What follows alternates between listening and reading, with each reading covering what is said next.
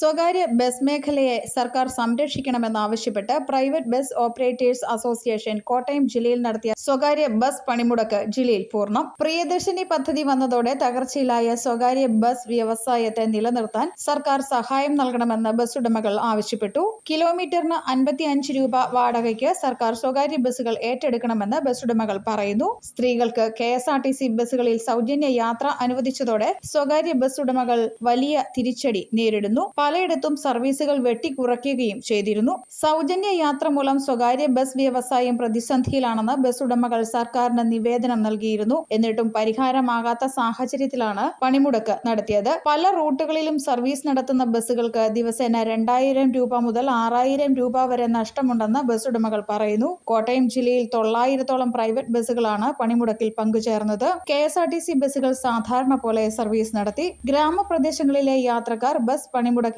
ഏറെ വലഞ്ഞു. കോട്ടയം കൂടാതെ കൊല്ലം, പത്തനംതിട്ട, ആലപ്പുഴ ജില്ലകളിലും സ്വകാര്യ ബസുകൾ ഓടിയില്ല. News bureau, Kottayam.